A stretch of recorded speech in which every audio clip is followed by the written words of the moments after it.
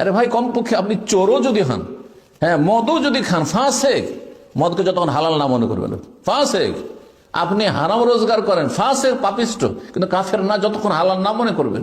কিন্তু নামাজ, হ্যাঁ, আপনি অস্বীকার করা শর্ত না, নামাজ ছাড়লেই কাফের, নবী সাল্লাল্লাহু আলাইহি ওয়াসাল্লাম বলেছেন ফাকাদ কাফারা, ফাসাকা বলেননি। সুতরাং আপনি কুফরির টাইটেলটা কেন নিতে আপনি সাহস করছেন? এত ধৃষ্টতা কেন, এত দুঃসাহসিকতা কেন? আপনি এই জাহান্নামকে একটু ভয় করেন না?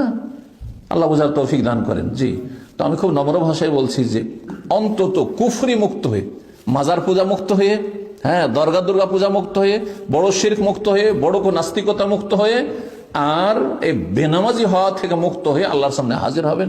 যদি ভুল ভ্রান্তি থেকে মুক্ত হয়ে যেতে পারেন তো সবচেয়ে ভালো, যে আপনার যখন জাহান্নামের কোনো ঝুঁকি থাকলো না, কবর আযাবের ঝুঁকি থাকলো না।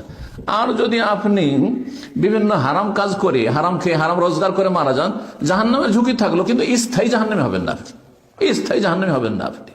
জি, আল্লাহ যেন বুঝার তৌফিক দান করেন।